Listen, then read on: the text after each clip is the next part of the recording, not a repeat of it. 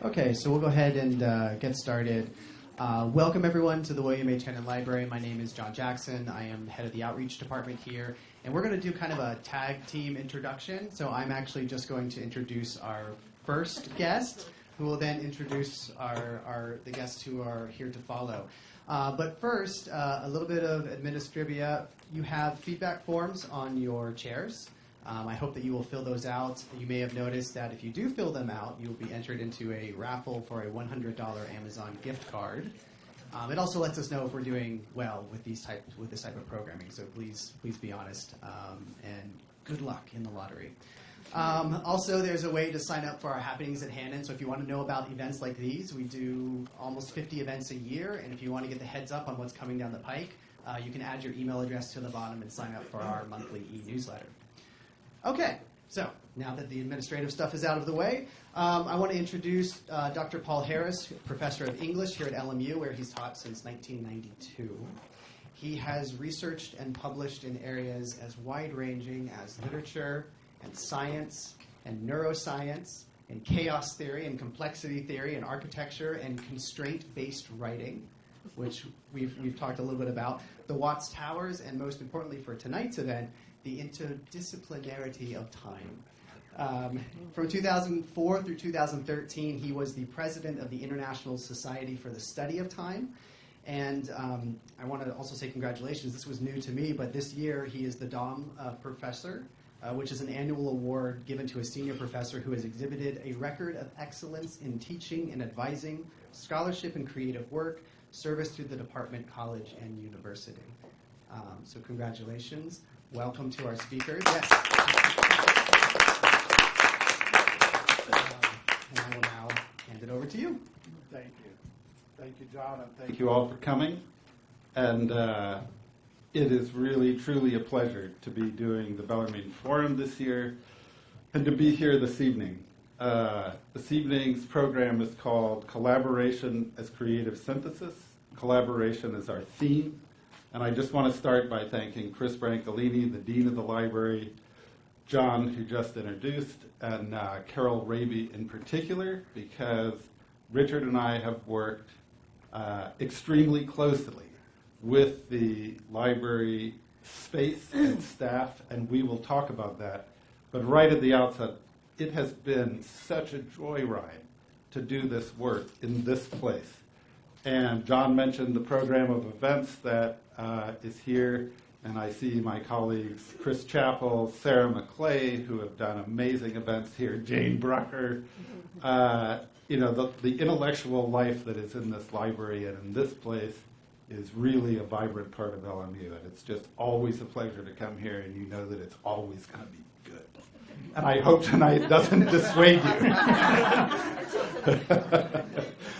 Until we dragged it. So, a very quick word about the Bellarmine Forum, because this is part of the Bellarmine Forum.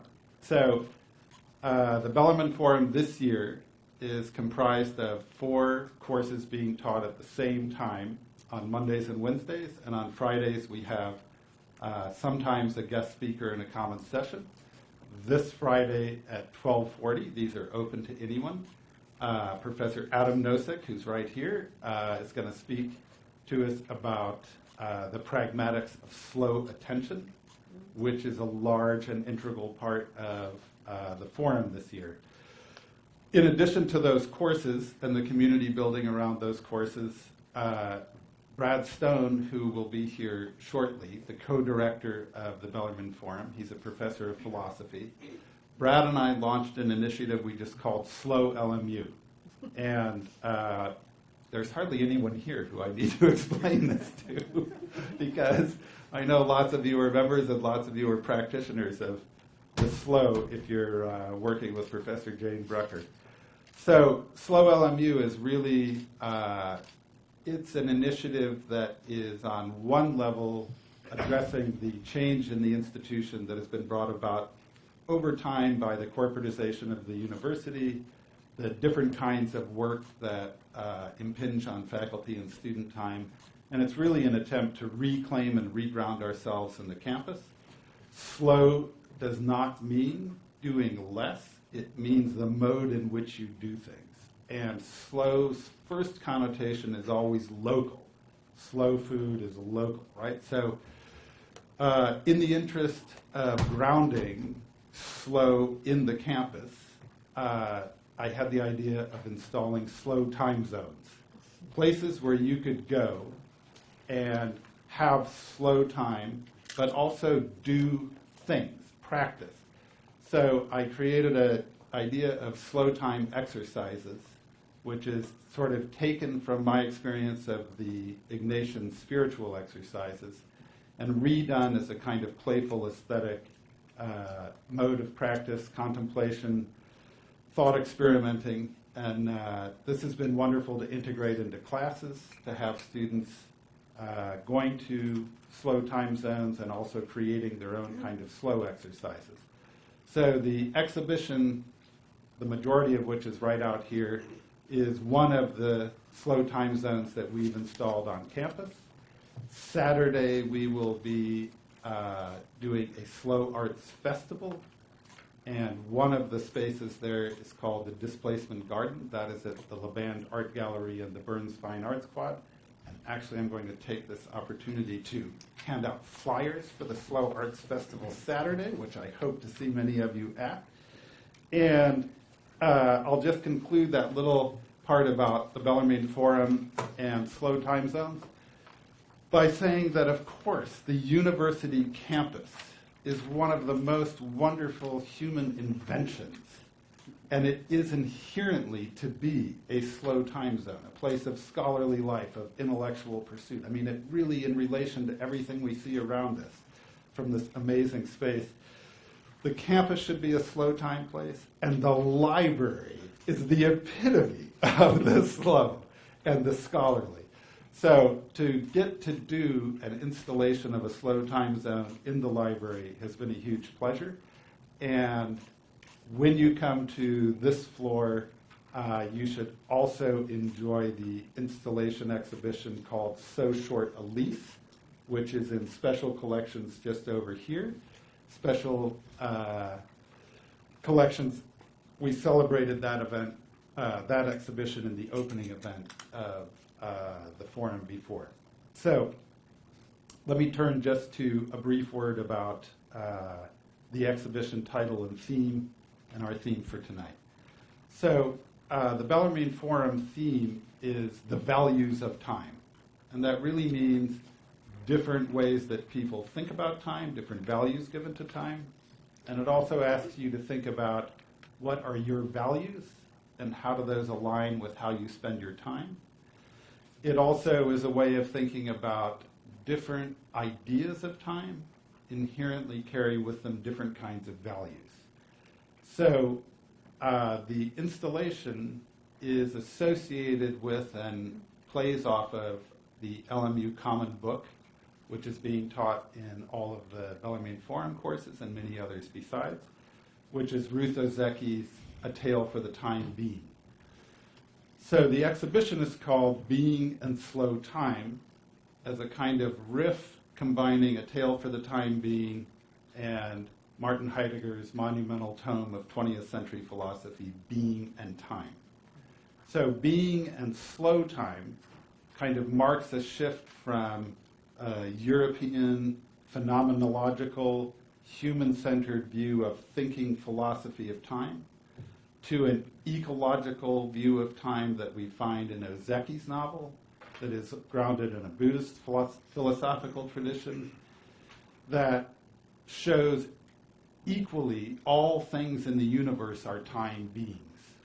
So humans are not special in their relation to time and their ability to think about time in this kind of ecological view of time. So the exhibition kind of explores ideas of time and a shift from a phenomenological human-centric view of time to an ecological view of time, and it does it in different ways. And we'll touch on a few of those this evening. So our event is called Collaboration as Creative Synthesis, and I think there's a shared sensibility among the three of us presenting tonight, the two of us and Allison Hallett, who I'll introduce later. But collaboration as creative synthesis first means collaboration with materials.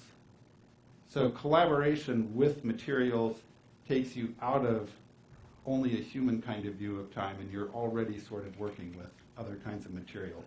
And the last thing I'll say about our title, Creative Synthesis, is that Richard accepted that title when I came up with it, but he then didn't want us to talk about our exhibition as a synthesis, because the connotation of synthesis is this finished, formed, closed kind of act. But my colleague Brad Stone, my dear friend, reminded me that synthesis etymologically just means to place together. And really what we've done is place things together and open them to people to interact with. So I think on that note, I'm going to be quiet and ask Richard to talk about our actual process. Richard Turner is Professor Emeritus from Chapman University. He taught art and art history at Chapman for a distinguished length of time, and he was also curator of the gallery. And Richard is extremely modest about his accomplishments, but he has done a number of beautiful public art installations around Southern California and elsewhere. He also has done remarkable work taking traditional ways of looking at stones and viewing stones and iterating them forward with a contemporary art aesthetic. And it has been a life-changing pleasure to have worked with Richard for the past year and a half. It's literally changed the way that I think about what work is and what collaboration is. So it's just a huge pleasure to introduce Richard. Let's give Richard a hand. I ask you to talk. All right. Thank you, Paul. As I believe my grandfather, who was German-American, said, although I think I'm probably making this up, he, in occasions like this, he would say, "Little did I think when I came from the country of my adoption, or from the land of my birth to the country of my adoption, that such an honor would be bestowed upon me." Whether or not he ever said that, I don't know, but somehow I remember him saying that over and over again at family gatherings. Anyway, by way of thanks, I'd like to echo what Paul has to say. And it has occurred to me that working here at LMU and with Paul has been very much like the Seinfeld episode of Parallel Universes, in which Elaine falls in with a group of men who physically resemble Jerry, Kramer, and George, but who are upbeat, friendly, and polite instead of cynical and defeatist. Having worked with a number of university bureaucracies and city bureaucracies in my career as a public artist, this is where usually I hear the answer no to all of my questions. Working here, every answer has been, almost every answer, has been yes. And probably the one answer that was no, which we'll talk about in a bit, was the best no that I've heard. So as Paul said, all creative work is, in a sense, collaborative, because even when you're alone in your studio, you're collaborating with your materials. They're telling you what you can and what you can't do. They tell you that this should be painted with oil paint rather than acrylic paint. This should be made out of cardboard rather than stainless steel. And to engage fully in that collaboration, you really need to pay attention to the process that you are engaged in. And that goes doubly in a way for when you're collaborating with actual live human beings and not just with your materials. Collaboration requires a generosity and a willingness to share rather than to hoard your ideas. I remember when I was a graduate student at University of Michigan, my sculpture teacher never wanted any of the students to know what he did because he thought we were going to steal his ideas. But his ideas were so outmoded that nobody would even want to touch them. It was just crazy that he was so paranoid about this. You also need to have a degree of confidence in your ideas because you never know whether when you present them they'll be readily accepted or just rejected right out of hand. Having to defend your idea is always an occasion to reevaluate it. I know that when I'm working in my studio and I come up with an idea and I just keep kind of going with it, and then if it doesn't play out, it just, I've spent a bunch of time learning that this is not the idea to fit this particular project or these particular materials. But often when you're in collaboration with somebody and you come up with an idea, it's just, no, that's not going to work. We've got the wrong materials, this is not the right budget, whatever it happens to be, and you kind of get through that idea much more rapidly than you would if you were working by yourself. Letting it go in the face of an obviously superior option needs to be done quickly and graciously with the knowledge that the discussion will sometimes circle back to that abandoned idea and you'll see it in a new light. And that's happened to me over and over and over again in collaborating with people where you'll start with something, it'll be thrown away, and then the idea that you're collaborating on will build and build and build, and then suddenly you think, that thing that we talked about last week would really work in the new context that we've developed together for this idea. So this piece here at the library was realized in collaboration with the physical space of the library, its history, its bureaucracy, and personalities, as well as with the students who did the spine poetry. It's also a collaboration with the book, and by extension, though she doesn't even know it, with the author herself. Hopefully she will recognize this as a collaboration when she comes here and gives her talk, but there's no way of knowing. For example, some of the books that were originally in the library shelves here, which if you remember from last year, the shelves here were completely jammed with, what are the books? What were they? National Union Catalog. Yes, National Union Catalog, a book that you always want to have at the ready because you're going to want to look up what is in National Union catalogs. Everything. So it used to be a cataloging tool. In the day before online cataloging, it was created by the Library of Congress, and if you look at it, it had what looks like photocopies of catalog cards. And it was a cataloging tool, and every cataloging department had it. When we moved into this building, someone built those shelves out there and didn't really tell us they were going to be there, and it's not a good place to shelve library books, so someone said, hey, let's put the National Union Catalog in there. And it's green, and it's kind of pretty, and so, but you're right, no one ever looks at those books. But they are historic artifacts, and they're part of library culture. So it's sort of like an algorithm in a way, isn't it? And also, we make a Christmas tree out of it at Christmas Yeah. time. So, yeah, wait for that.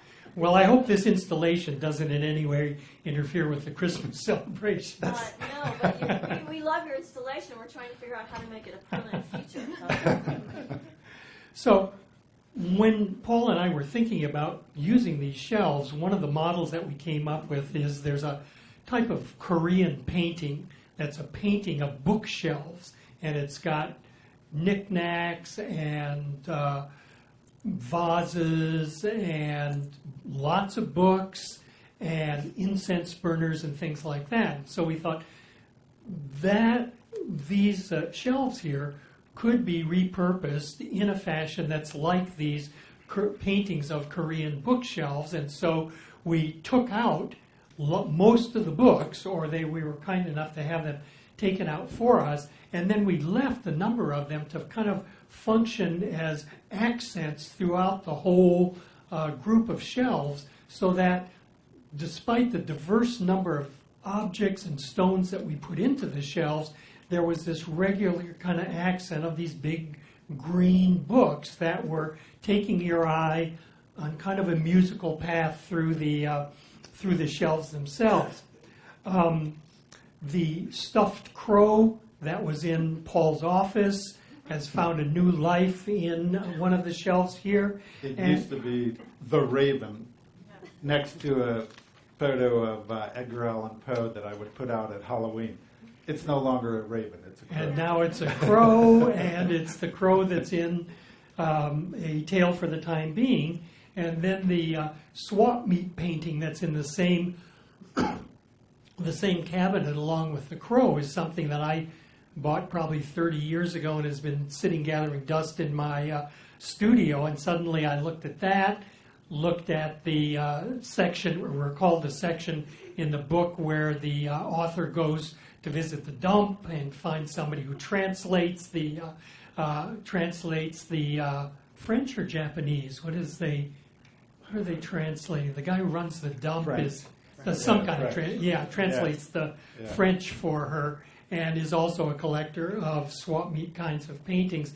So both of these things, as well as numerous other objects and stones themselves, found kind of a new lease on life in this installation.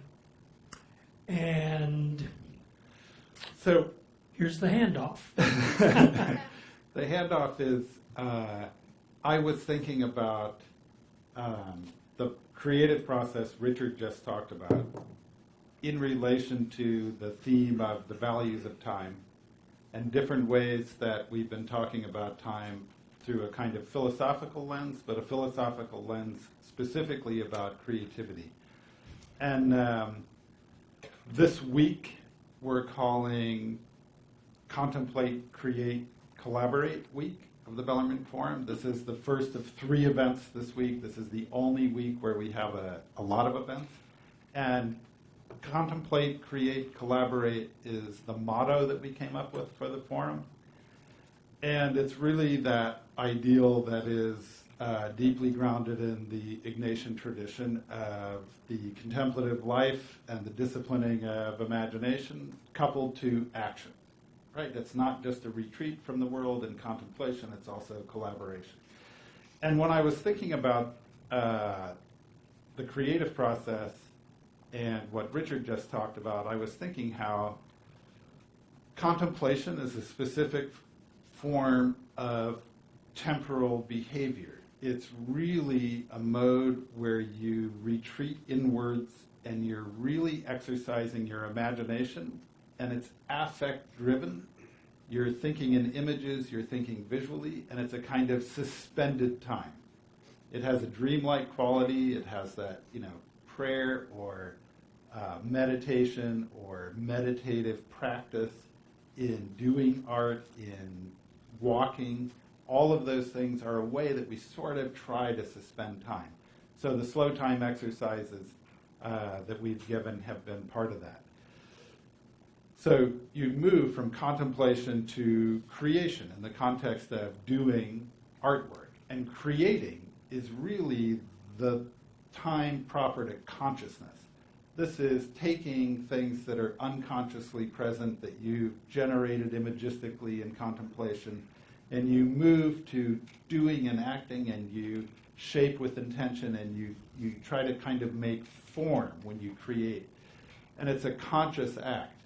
And then collaboration takes what is a private, subjective kind of making, and it puts it into relations with other people, with other materials, with context. And that is historical, social kind of time. And in the philosophy of time of J.T. Fraser, who founded the Society for the Study of Time and whose archive is here in special collections and whose work is marked in the exhibition in special collections, J.T. Fraser had an idea about thinking of all different forms of time within one theory, and it's kind of an emergence of more and more directed, complicated temporalities, from non-temporal, suspended kind of time to consciousness and history. So I thought it's kind of interesting to think about that also in relation to the work of Gilles Deleuze, and it's perfect as Professor Brad Stone just comes in, because it's just the time that we've been talking a lot about this in our course. Deleuze, through the lens of having read the philosophy of Spinoza and the literature of Proust and other sources, he really thinks about humans as having the capacity to be affected, and contemplation and contemplative practice is really a deepening of the capacity to receive. You kind of create this opening in yourself. You let things in and you work with them. You attend to the images that arise. It's a very much internal intensification. The capacity to be affected is one side of things, and the other side of the kind of fold of subjectivity is the capacity to be affected and enter into relations with others. So Deleuze has a beautiful phrase that philosophy and all creative thinking and working is experimenting, and it's seeing what a body and mind can do, put in relation with other things.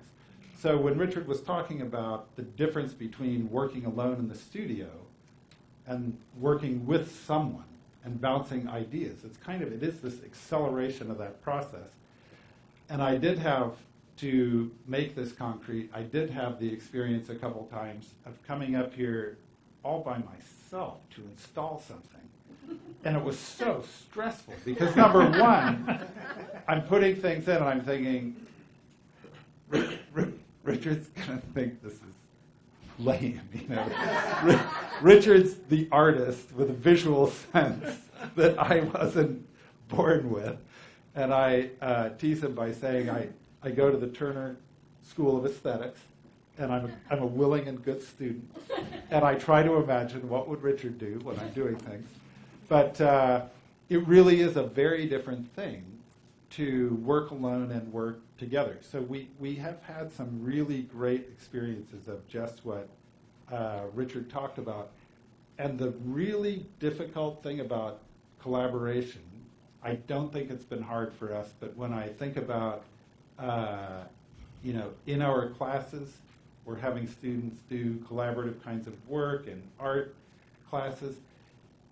The hard thing is in the contemplate, create individual stage, because it's so affect-driven and because it's so personal to make something, the investment is so strong that the attachment is strong. So then when you collaborate, it's one thing to say that you let go of the idea, that you let go of things.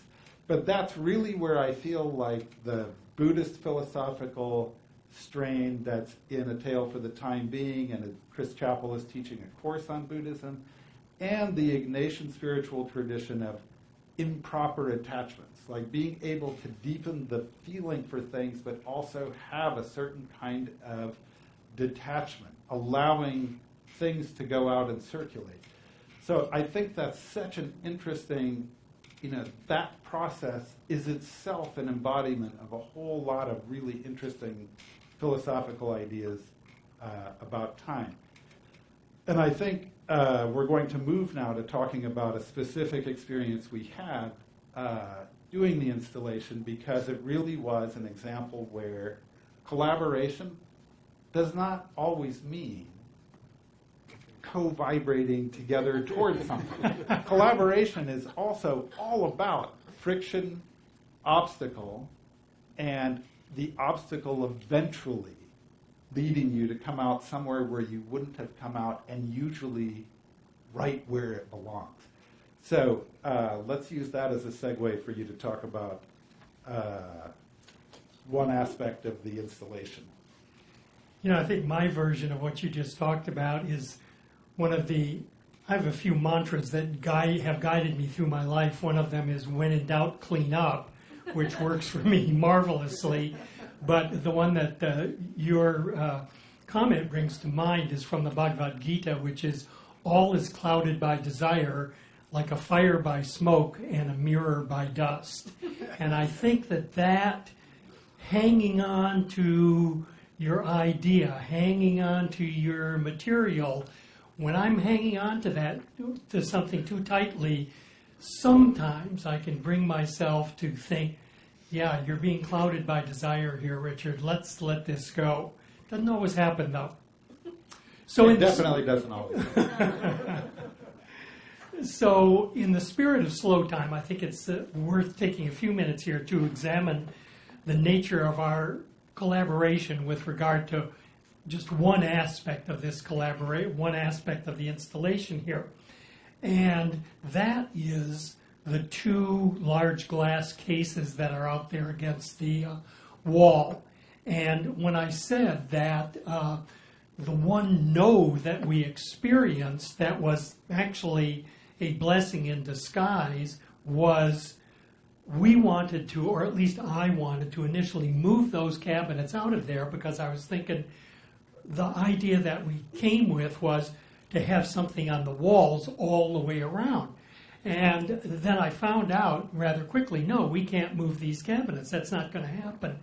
And what it turned into was this opportunity where you literally make lemonade out of a lemon.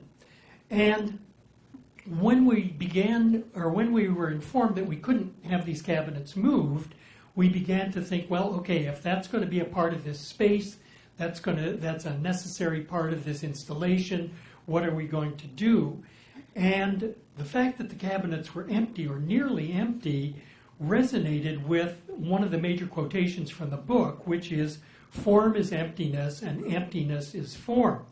And we were thinking then about, well, what could we do to bring the emptiness of these cases together with the quotation from the text.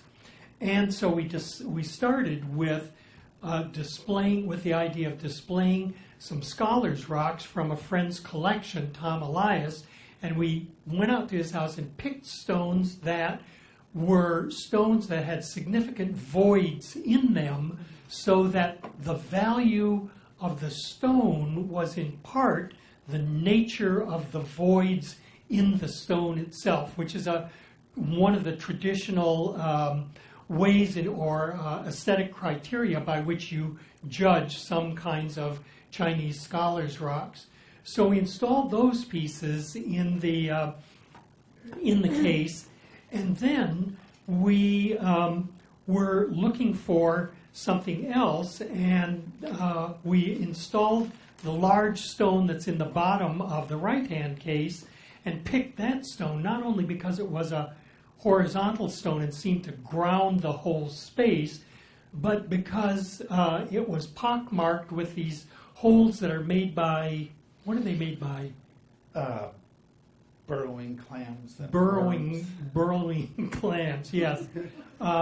And this came right out of Paul's Petroverse. So we've got something from a private collection out in Claremont, something from Paul's Petroverse down in Long Beach, and then we looked at these things and thought, or at least I thought, these cases just look too damn empty. They're not, we're interested in emptiness as form and form as emptiness, but these are too empty. There's something wrong with the emptiness. And that's when we talked about the idea of covering the bottom of the cases with these packing foam that is the peanuts that are used for shipping stuff. And so I bought a couple of bags of that, and we spread that out on the bottom.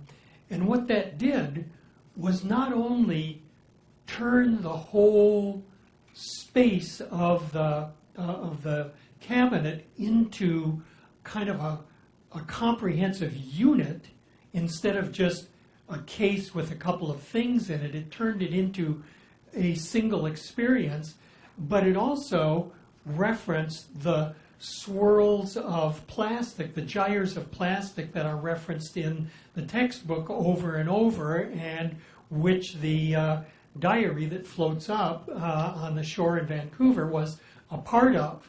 So we have a combination of both kind of filling the space but emptying it at the same time. And then the styrofoam rocks and the styrofoam books that are up in the upper right-hand part of the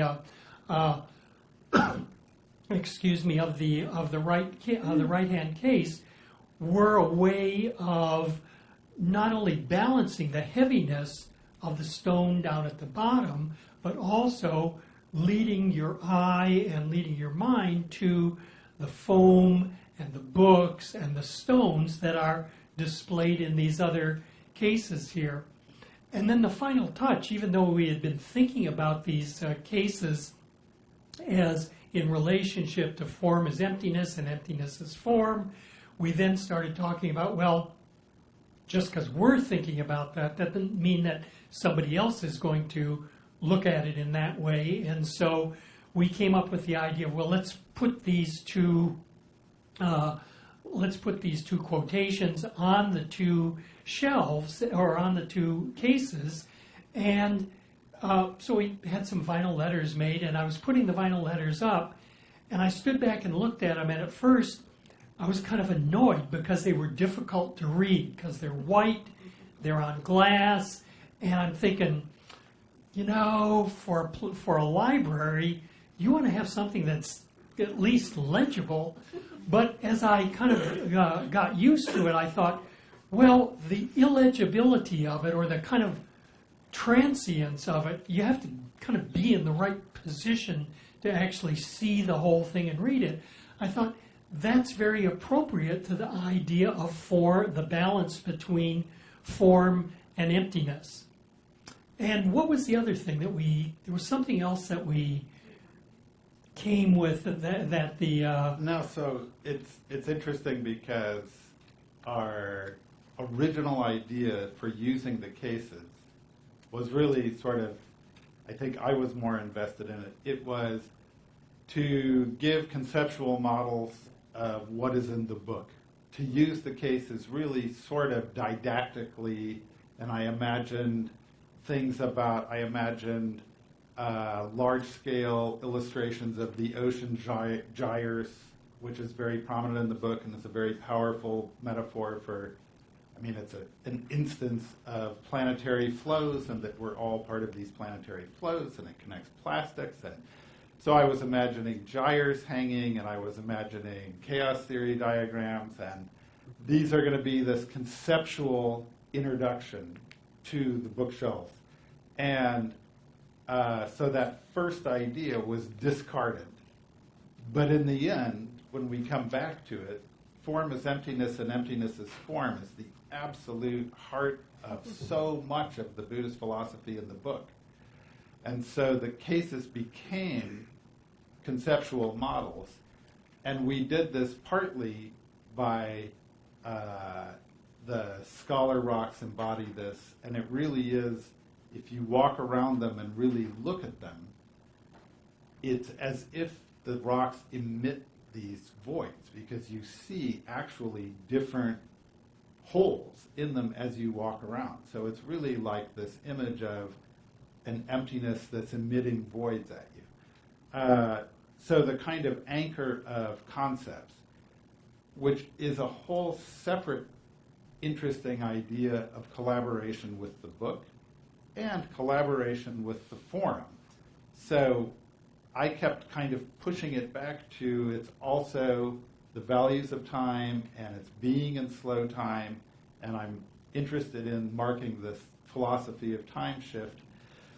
And so in retrospect, it became, how do you make installations that embody concepts without it being a kind of mimetic realism or one-to-one reduction of the concept?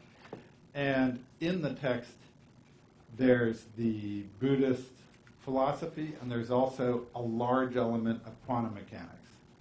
And it's when I was thinking about that that I realized one way of thinking about, one theory of thinking about space-time and quantum mechanics is the notion of quantum foam, that space-time is not actually a field of matter.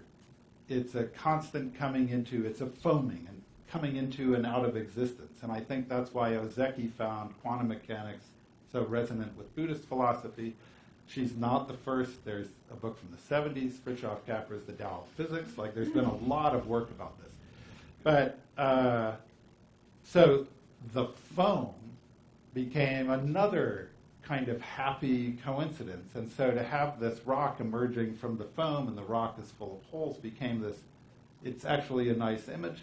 So when we wrote the didactics, the texts about them, and then we also created slow time exercises that you can do. So part of the exhibit is intended to not only have it be an installation that people go look at, but if you look at the guide that is out there, or you can use your phone and there's a QR code, you can get all this on your phone and walk around the exhibit. But at each place, there are slow time exercises. There are ways that you can interact with and think about and write about the exhibition. So in there, I put in a link to a little 2-minute film from NASA about quantum foam, and the imagery, the visual imagery in the film resonates beautifully with it. And that leads me to just reference one other element in the exhibition, and then Richard's going to conclude our part of the presentation. But one other space that was a real challenge to work with, but an opportunity, in addition to the glass cases, was the stairwell. Beautiful things have been done hanging in the stairwell over the years, but that space is constrained by, you can only have up to 30 or 40 pounds hanging suspended in the stairwell. And we thought a lot about different things we could do. I said to Richard, can't we make a gyre? You know, just a coil hanging in the stairwell that would be the gyres, and he had ideas about that. And then one of the other mantras in the text that is repeated from Dogen's philosophy is the Buddhist nun Jiko says, up, down, same thing. She says it about surfers surfing. They get up and they fall down. Same up, down, same thing. Up, down, same thing. So in thinking about the stairwell, those of us who live in bodies and gravity, up, down, same thing is not really true. How do you make up, down be the same in the stairwell? And it's actually a suggestion Richard gave me about writing a text along a sidewalk that could be read by people going from either direction. Write a palindrome, because it'll be the same backwards and forwards. So basically, our collaboration led to me being given the homework to write palindromes that we could hang in the stairwell. And if you know the book, one of the palindromes, was it a cat I saw, just fits beautifully with the search for a lost cat that goes missing, that's tied to the quantum mechanics theme through Schrodinger's cat. So I wrote 2 palindromes, and then the next question was how to make those texts visible as an object. And Richard had the idea of hanging a single piece of styrofoam that had the letters cut out. So those are the styrofoam palindromes hanging in the stairwell to embody this concept of up, down, same thing. And then what's nice about doing this kind of work is you iterate, you just keep playing.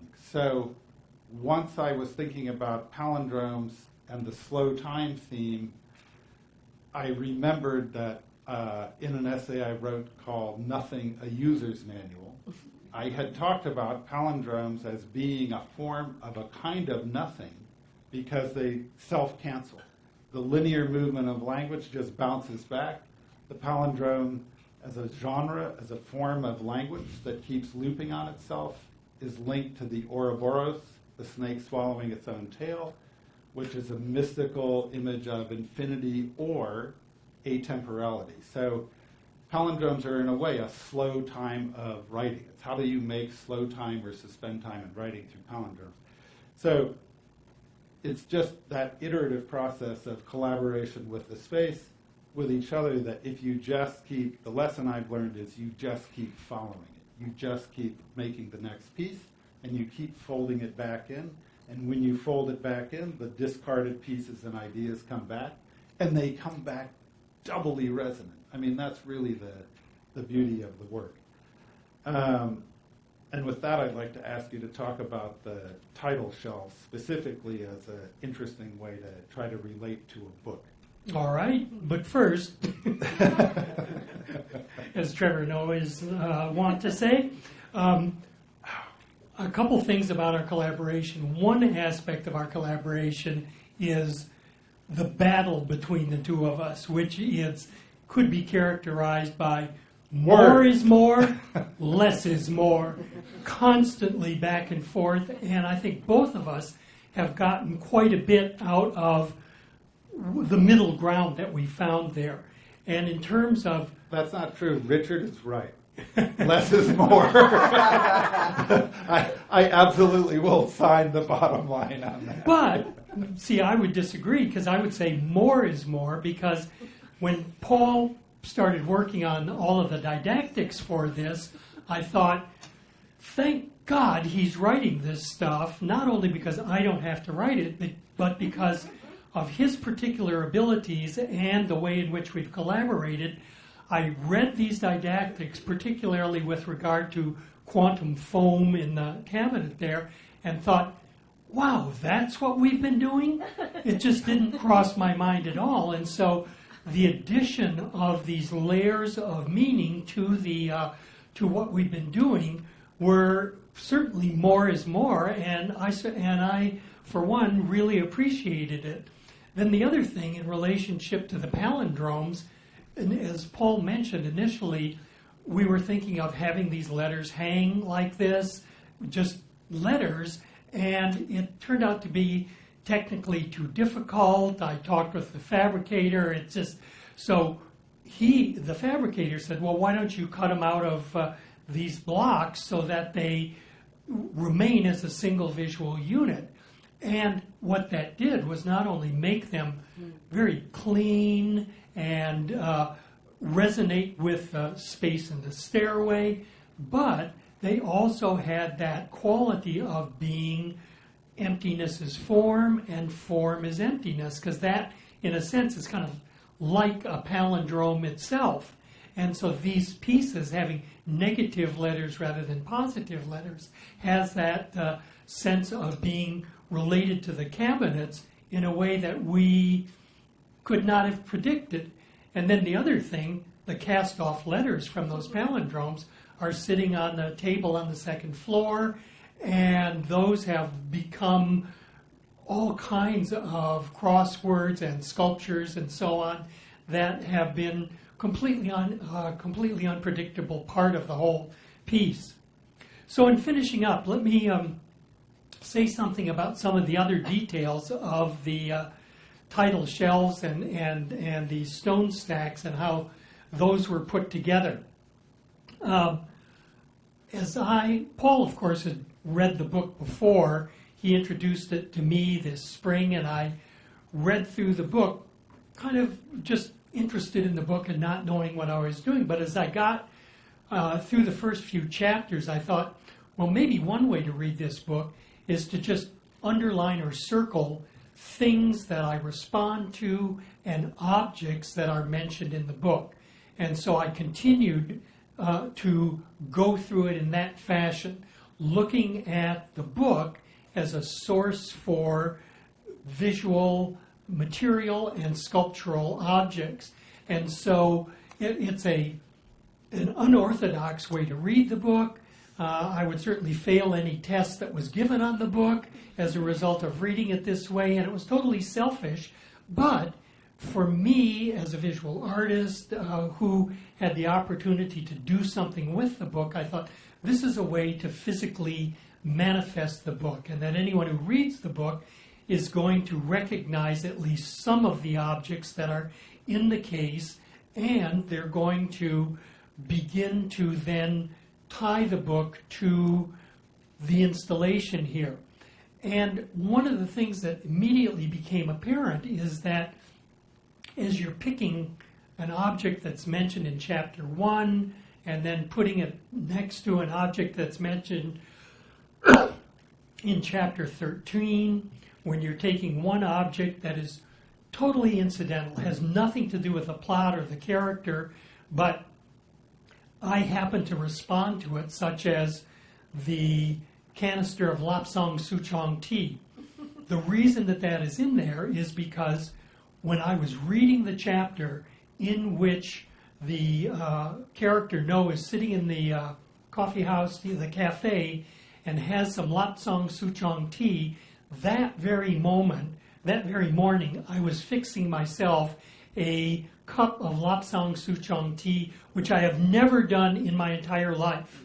I had purchased this tea in Washington, D.C. It had sat in the pantry for 6 months or so. I finally thought, maybe I ought to try this morning, and then I read it in the book. So that's that connection to me, because coincidence is an extremely important part of my practice as an artist, personalizes that particular object.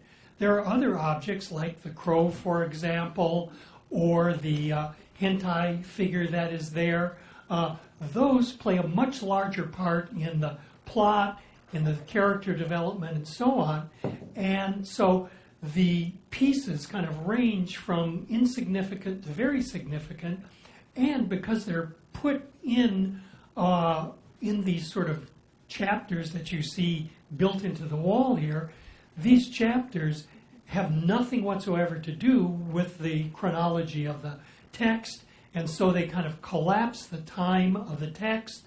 They establish a very different narrative, and as they become untethered from Paul's collection, my collection, or from their places in the story, people are free to approach them and develop kind of their own narrative, or wonder, what is this narrative that's happening here? I can see some kind of tangential relationship to the text, but I'm not quite sure. And that kind of more elliptical narrative is the sort of thing that both of us were interested in as we arranged these shelves.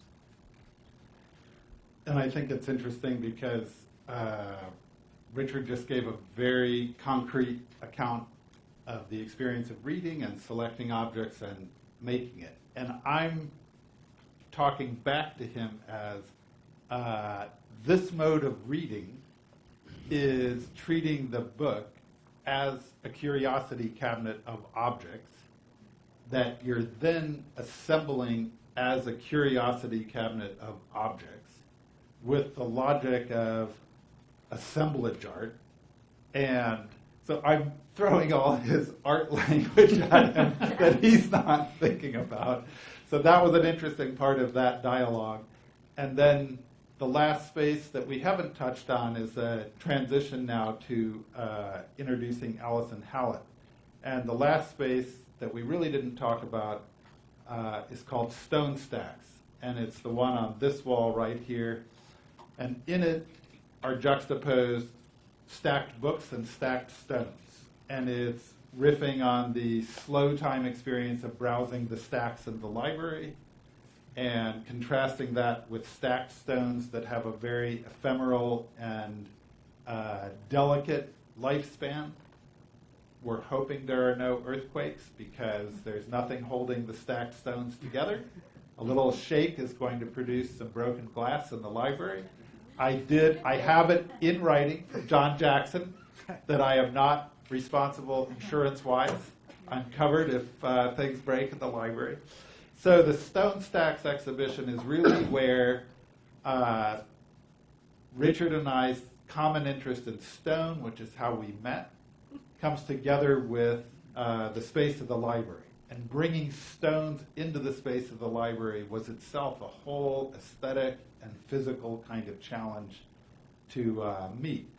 And the last installation that extends the stone stacks from that wall to just outside the door. If you go out, the first thing on the left you see is a little exhibition of two stones that are both migrating stones.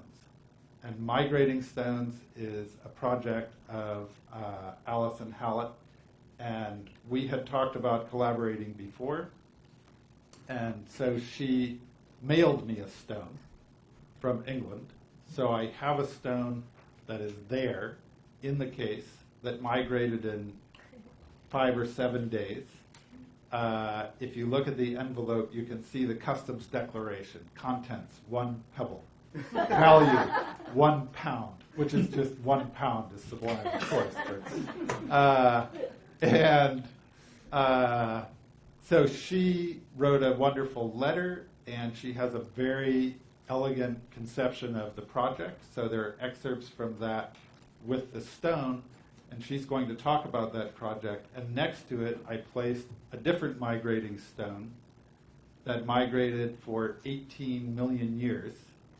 And it was born out of a volcano in Mexico that cooled in a river, and it's a specific kind of stone that I read about in a geologist's book on the history of the Southern California coast.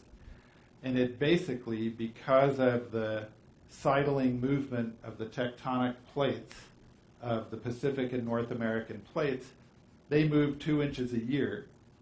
It's migrated 540 miles. That's how we know that it was 18 million years in the journey up here. So that installation is sort of a perfect transition from Richard and I talking about the exhibition to Alyson Hallett, who I'll now introduce, and we could put the screen up. It's a delight to welcome Alyson Hallett to Loyola Marymount. She is a prize-winning poet from the UK. Her latest book is just out, called On Ridgegrove Hill. She's written numerous collections of poetry. She's also written fiction. I found her because her website is called the Stone Library, and she has beautiful poems about stones. There's also, if you look up Allison's work, she also had what would be the dream gig of a lifetime for me. She was poet in residence in a department of geography and geology, and went with a geologist to Iceland, where the geologist talked about the geology of Iceland, and Allison wrote poetry. And there's a wonderful Vimeo video that you can watch of them presenting that work together. Allison's also, like the exhibition, her work just fits so beautifully because she's interested in the materiality of text, and the materiality of text in relation to the materiality of stone. She's had poems etched in stained glass, in boulders. She has a poem carved in the pavement of her hometown of Bath, where she's joining us from. So please join me in welcoming Allison Hallett. It's a delight to have you.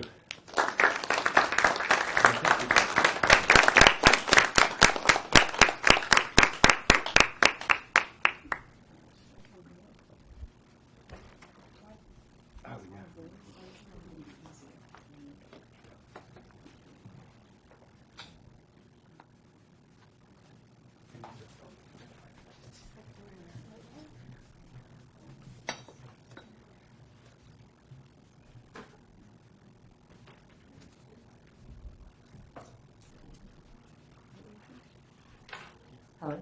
Oh, Yep. Can you hear me? Yes. Oh, good. Okay. I'm just going to get my lyrics. Put that in the pocket. Yeah, I'll put it in my pocket. A huge thank you to Paul for inviting me to be here. It's a great pleasure. And thank you, too, for inviting me to share this platform. I really, really enjoyed hearing you and Richard talk. That was amazing. And what I'm going to present to you is slightly different from what I'd intended. I left England on Monday with a suitcase, and when I got here in LA, my suitcase had disappeared.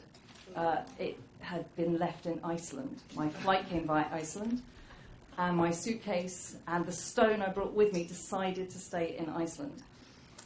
So I've kind of modified a little bit what I'm going to talk to you about, but quite dramatically, the suitcase has now arrived. And there is a stone in it that I will get out at the end of my talk. It's obviously a bit of a diva and likes a kind of grand entrance. So please bear with me if I kind of jump around between things. Oh gosh. Okay. So I thought I'd start just with. It's a little prayer, actually. I like my work to be site-specific, and I've enjoyed being on this campus for a couple of days, and I've been particularly drawn to the memorial for the Tongva. So I thought I would read some of the text from one of those stones. It's to Grandfather Sky, the Creator. We give thanks and pray to our Creator for the very air we breathe, for the food that we eat, and the land that we live upon. We cannot ever own the land. Rather, the land owns us. Thank you, Creator, for all that you have given us. Grandfather Sky, we ask for your guidance in all that we do. Please bless our time here until we return once again to you. So that's from the Tongva Memorial. So I'm going to talk a bit about my project, The Migration Habits of Stones, and I'm going to read you some poems, and I have some pictures to go with it as well. And I'm going to start by reading a very short piece of a poem from the time when I was in a geography department and I went on a field trip to Iceland, which was extraordinary because in working with and collaborating with geographers, I learned to read the land in a way that had never been open to me before. So I could look at a cliff and, start understanding about glacial and periglacial action and how they could just tell what the different layers meant. While I was in Iceland, I wrote a very long poem, and I'm only going to read you the first few lines of it. So imagine me sitting on a rock, surrounded by snow and ice, and this is the beginning of a poem called An Atlas of Iceland. I move a stone, and everything changes. Me, the stone, the earth that held the stone, the water that runs through earth, root of birch, mash of moss, lichen. So when I'm working with stones, I experience a level of absorption that doesn't really happen with anything else. There seems to be a kind of silence with stones that when I sit with them, I disappear into something else altogether. I mean, in a way, it's a bit like time travel. Try it. Just sit with a stone for a while and see what happens. And in a way, I mean, it's slate. It's a piece of slate that I brought with me here today, and it's 350 million years old, thereabouts. So there's kind of 350 million birthdays, 350 million birthday cakes. I mean, it's almost impossible to conceive of that kind of age. And so I think that, the dimensions inside a stone, no matter how small a stone, are vast. And I think that's what you maybe enter when you sit patiently with a stone. I thought I would read another poem at this point. I've written the poems out because my books weren't here. I put all my books in my suitcase. So I've written my poems out. I'm just hoping I can read my handwriting okay.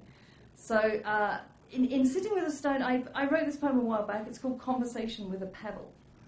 And I'm just interested in what kind of dialogue you might have with a stone. Obviously, a stone doesn't speak in the same sort of voice that I have, but I can imagine that. I can imagine what kind of encounter happens. It's okay.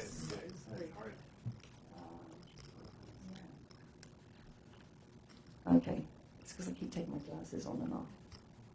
Is that okay? Are we back? Yeah, okay. Conversation with a Pebble. Here's what I've been wondering. If fire hides in wood, what hides in a stone? Pebble sits in my hand like an egg that wants to hatch. I don't know how long it will take, how long its incubation. My time is slow, Pebble says, slower than you can imagine. I kiss it and watch the moisture from my lips sink in. That's what I'm hiding, it says. Water. The tiniest rivers and seas and lakes.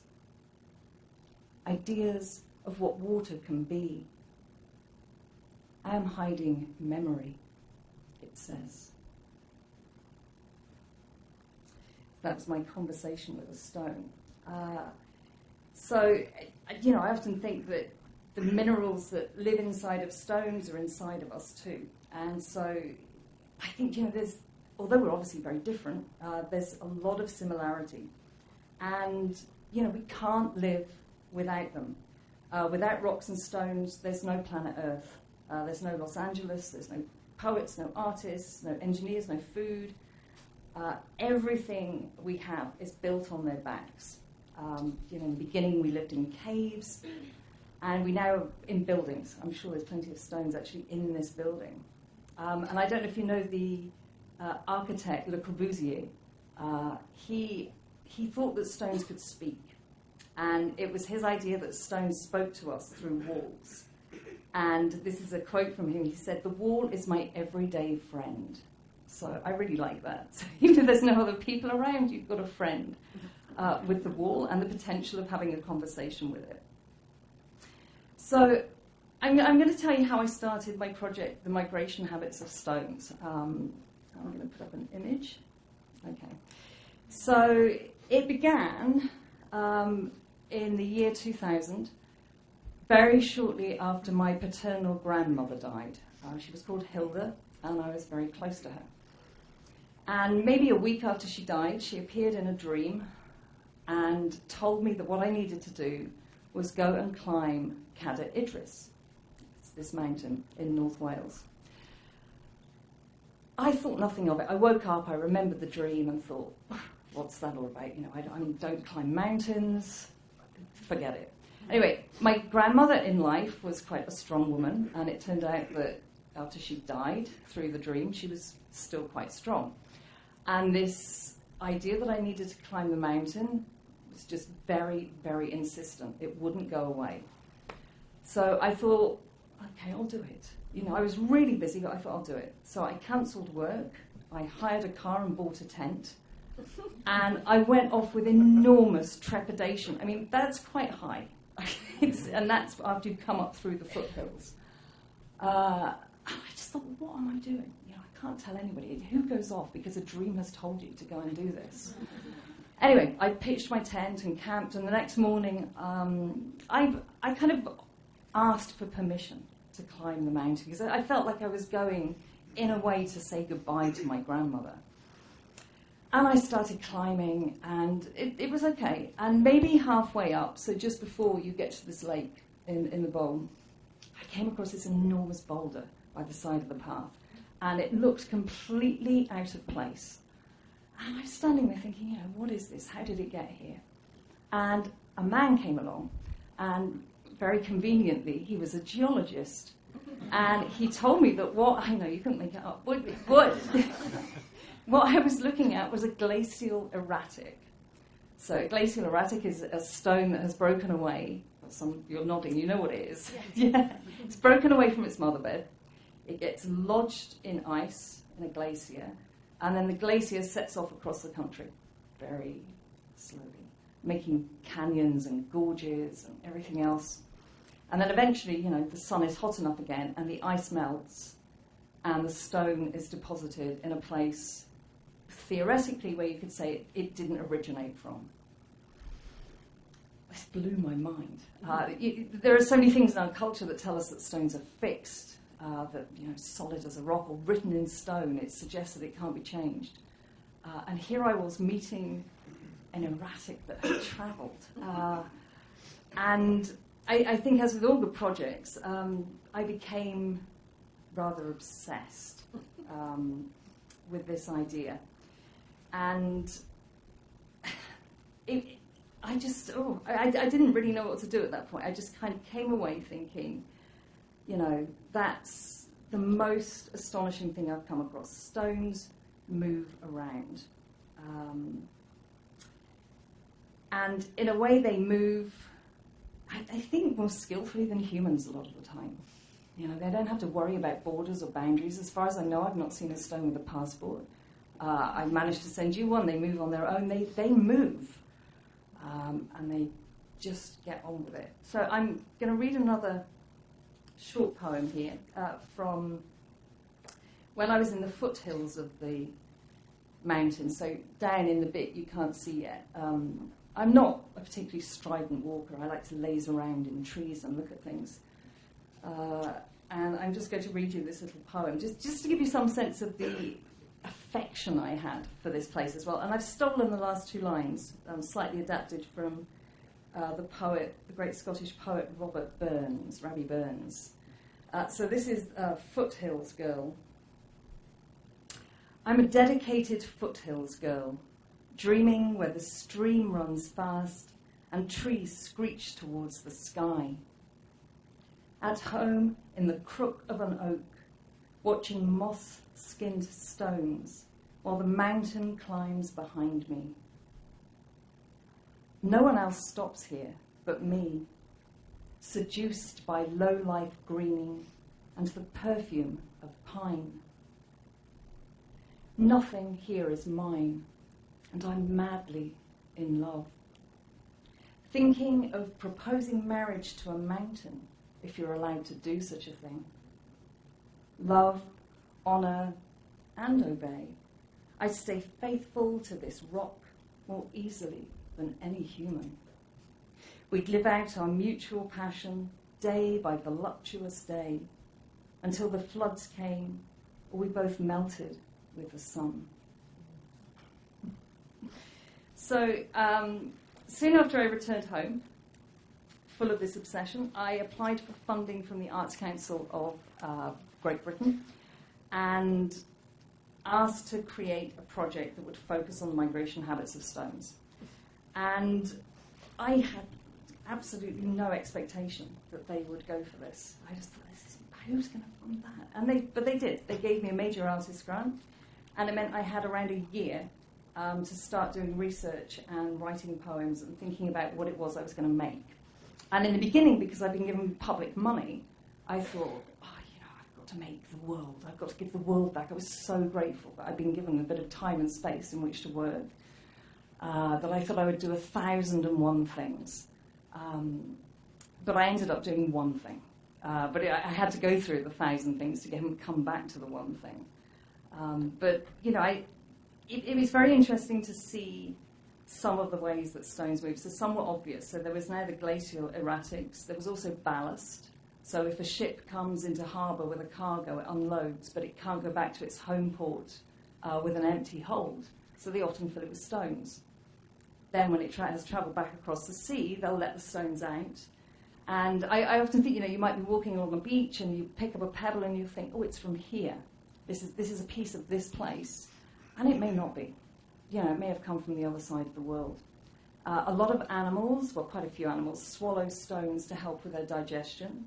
And there was a dinosaur called a plesiosaur that would swallow stones to help it when it was swimming underwater, to stop it floating up to the top all the time.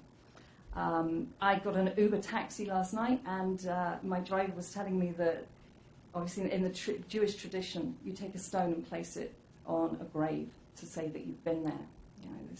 You have been to visit there.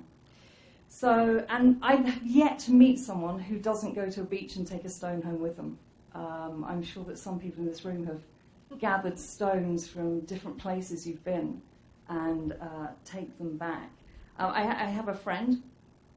Got one more than one, but this particular friend, her son, when he was about 7 or 8, took a pebble home from the beach, and it was quite a big one. It was quite difficult for him to carry, so she had to carry it for him. And he was just so attached to this pebble. And every time they went out, whether they were going to a restaurant, whether he was going to a party, he wanted to take this pebble with him. And it was quite a burden. And eventually she said to him, well, why? why does this stone have to go everywhere with you? And he said to her, well, can't you feel the fizzles inside of it? He felt the stone fizzing. So she went along with it and took it everywhere with him. So when I was working with the project, I thought, how do I make something that show how stones moved? And Paul mentioned that I'd had a poem carved into a pavement in Bath, so I'd already collaborated with a letter carver. And I thought, maybe I can take one piece of stone and put something in it. And around this time, I wrote a poem that, in a way, has become the centerpiece of the project. And the first line from the poem, "And stones move silently across the world," that has been carved into all of the stones. That same line has gone into them all. So really, when that poem came, that opened a door into thinking about what could go onto the stone. So I approached the letter carver to see if he'd be interested in working with me, and we went off to the quarry in North Wales that's not very far from this mountain together, and we came up with the first stone. This one's quite a big one. It's a big piece of slate, and I sited it in a wood in Bristol, which is a city in England where I used to live, and I went to the wardens of the wood, because in a way, this project is very much to do with hospitality and gift giving. So all the stones are given as gifts. And I approached the wardens asking if they would give a home to the stone. So it's a migrating stone. And I think any of us who have travelled, and I have many friends from other countries, hospitality is the one thing that can change your life. It can change your daily experience from something that's really difficult into something that's pleasurable. So I approached the wardens asking them if they'd give the stone a home and, offer it hospitality. And again, to my surprise, they were completely up for this. And so we had a party. I like to have a party with all the stones. We met in the warden's hut and we had snacks and drinks, and then we processed through the wood at dusk and read poems, and I had a piper, somebody playing Spanish pipes in the woods as we processed through to the stones, and everybody brought a gift for the stone as well. So in many ways it honours, I think, the stones, and I wanted to say as well that there's another kind of beginning to my work, and there's the moment I climb the mountain, but there's also the town that I'm from. I'm from a very small town in Somerset called Street. And my father worked in a factory there all his life. And some of you may know the name of the shoe that they made there. They made Clark's shoes. Yeah? So my father worked in the shoe factory. What are you wearing? Fantastic. All his life he worked there. And the Clarks were Quakers, and they were great philanthropists. And so I grew up walking to school up and down the high street every day, but there was a Henry Moore sculpture next to the factory. And at the back of the factory, there were two abstract sculptures by the car park. So I grew up thinking it was completely normal to have sculpture dotted around for the workers. They built an art centre for the workers. And so I think that sense of art being out in the world, so it's for the people, the birds can go and sit on it, the insects can go and sit on it, they've got the wind and the rain. The thing with my poem in Bath, it's not such a nice thing, but on a Friday night, a burger van parks next to it. So after everyone's been clubbing, they come and get their burgers. Some people are sick on my poem. It has a life beyond a page. And for me, that's linked with democracy as well. I think taking text out of a book, putting it into a public space, that a kind of democracy comes into being at that point. And that's something I'm very committed to in this work as well. So I had no intention of making more than one stone. But this project has just kind of gone from one thing to another without me necessarily trying to make anything happen. After this, I got invited to take a stone to a retreat centre in Massachusetts. And this is the one I took there. I've worked with the same letter carver on every stone. And so this was in the retreat centre now. I've taken it up there. I took it up there years ago. And because it's quite a big project, so I've been doing it for about 15 years, I'm just going to give you a gloss of, so you get a sense of the scope of it. So I took this to Massachusetts and thought, good, it's over, it's done. I don't have to take any more stones around, because it's quite a complex process taking a big stone in a suitcase. But while I was here, I had a dream, again. And this time I dreamt that I should take a stone to a place called Coonawarra. I didn't know where that was. And I went to New York from Massachusetts, and I went to the wonderful public library there and tried to look it up on an atlas, and I couldn't find it. And I have to say I was quite relieved. I just thought, oh, good. That really was just a dream. You know, most dreams you can file away and just go, there's nothing I have to do anything about. And when I got back to England, I put Coonawarra into Google, and what it delivered back was it was quite surprising, because it's an Aboriginal word, and it means high point of land with smooth white stones. So what do you do? Exactly, you've got to go. So that is how the third stone started. And this is the third stone. This is the one that went to Australia. And again, this one's in a park. And I just approached somebody in a university in Wollongong, which is near Coonawarra.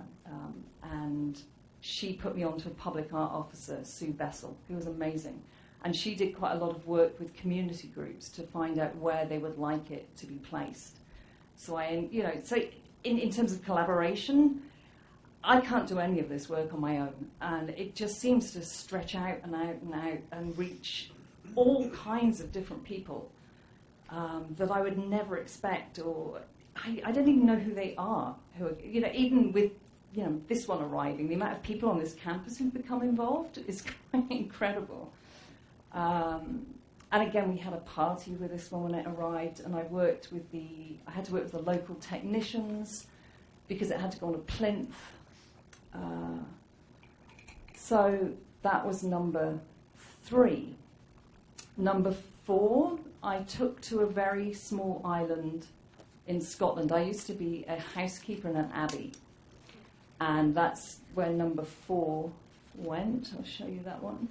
And because I was taking this one inland, because I wasn't having to fly anywhere, I asked the letter carver, this is Alec Peever. I don't know what possessed me, but I asked him to make it a problem for me. And it ended up being a stone that was so big I couldn't even lift it. And this sent me into a complete panic. And I think for about 3 or 4 nights, I lay awake just thinking, I'm going to have to take it back to him and say, can you not just chip off this corner or make it less deep, just lighten it. And I thought, well, the whole thing is going to lose integrity if I do that. So eventually, and maybe this is how you work with problems, I just had to kind of turn and face it and think, well, how do I manage something this big then? So I commissioned the making of a box. I had a beautiful big box made. You can see the box here at the train station. Burned the stone library into it, and then I got lent this fantastic sack truck. I don't know if you've ever had to use a sack truck. They're amazing for moving things around.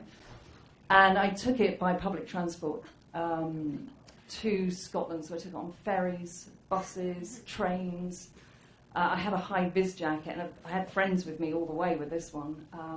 And at the train stations, it was most interesting because of the high-vis jacket. They all thought we worked for the railway companies. So we were inundated with people asking us for train times. And before I took this, I was contacted by some choreographers at a dance centre in London, the Laban Dance Centre. They've been using my research with their students to choreograph a piece of dance called the Stone Diaries, which they sent me. And because I had 2 months before I was going with the stone, I said to them, how do you fancy having a stone in residence for a week? And they went for it. And so during International Student Week, I made an installation on the roof of the building, and students from all over the world brought stones to keep it company, basically. So, and with this one as well, when I was at the Bellarmine, I invited, besides the students, we invited the cooks, the cleaners, and the security people to take part. So they all brought stones as well. And they were saying to me, it's one of the first times that so many people from the university, from very, very different sections of the university, had come to work together. And again, I think that for me was the kind of democracy in action. And I had a security guard who brought a fossil that he had found on a school trip when he was 8. He loved this stone. Every day he came to make sure that it was okay, that nobody had taken it, and that it was being looked after. And it had been at a fish tank for years. And I think he'd almost forgotten how much he loved it until, he was invited to bring it in. So there's always an element of surprise for me in terms of how much people connect with stones. So I'm going to read a couple of more poems, and then I'm going to see if the stone is still in one piece that's in my bag. I'm going to be able to get it out. So I'll read a little one. One of the ways of stones moving that I quite like is when they come in your shoes, whether it's in the sole of your shoe or they get inside your shoe. So this one is called Stowaway. There's a stone hitching a ride in my shoe, nagging my heel with its intransigent edges, dimpling hardened skin to make a space for itself. Stone, no bigger than a sequin, day tripping from one street to the next. So the next time you get one of those, and also if you drive, which most people here do, in the footwell of the car, quite often there's a little row of them hanging out there, just kind of going with you wherever they... how did they get there? Why did they get there? Do you take them out? What's that about? I'm not very good at this, am I? So I'm going to read the poem that the line of text comes from, and stones move silently across the world, and then I'm going to see if it's in one piece in my bag. The fifth stone. I will introduce you to the fifth stone. I'm quite nervous, I don't know where that case has been for the last year. I think of this as the naughty stone. It's been off on an adventure of its own. I've had no control over what has happened with this one whatsoever. So it's going to be quite a thing to actually see it. So this poem has a quote from Marx and Engels at the beginning. The mode of perceiving nature under the rule of private property and money is a real contempt for and a practical degradation of nature. And stones move silently across the world, hurled into an empty ship's weightless hold, folded into a glacier's freezing mound, quick-pocketed by tourists and children, with an eye for things shiny and round. Bound for other lands, stones sailed without papers, traffickers in freedom, crossing borders with no regard for guards, guard dogs, or guns. Dumb as the tongueless, their acts alone sounded a long, low cry. Each stone carried centuries of weight and meaning. Ballast from Bristol, belly up in New York's East River. Erratics paused on the slopes of Cadair Idris. Fingers of quartz startling my windowsill. All of them travelled from the place where they began, where we might have said they belonged. Migrating past line, border, boundary. Their movements a constellation of questions. Where is home? What is home? And who in this world can claim land as their own?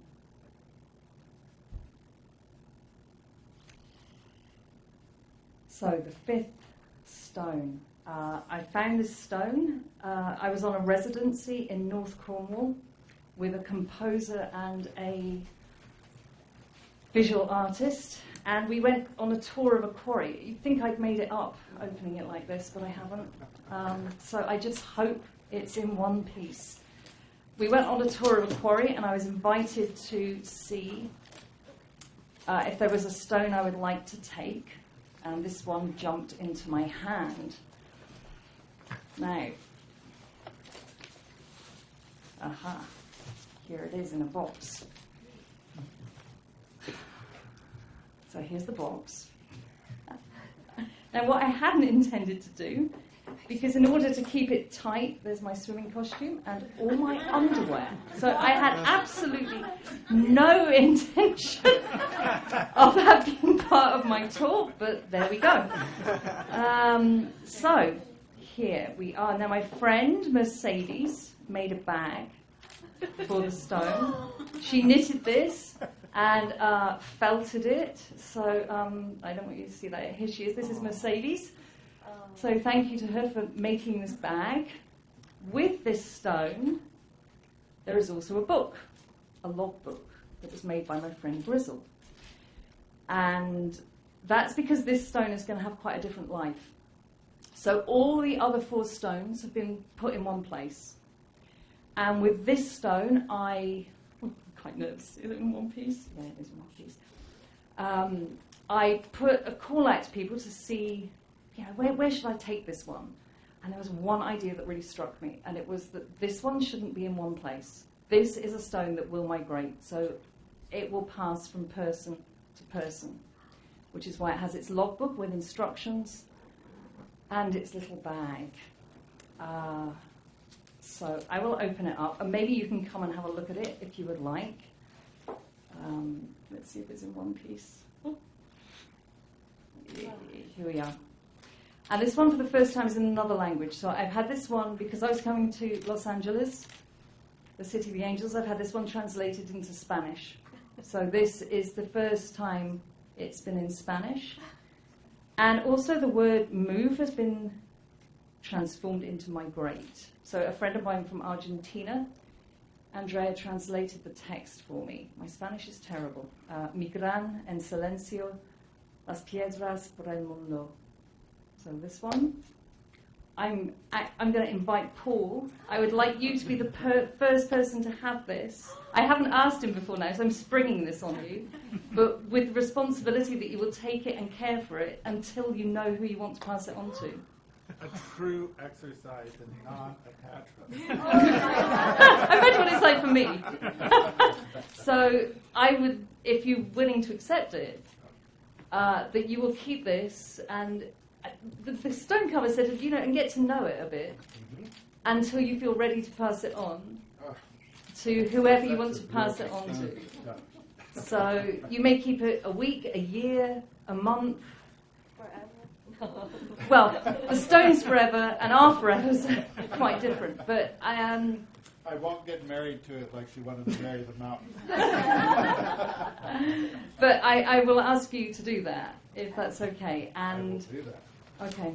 So, and just to close, I was just going to read a few more lines. Is that okay? Please. And then I'll take this and sit down. Yeah. Sit down.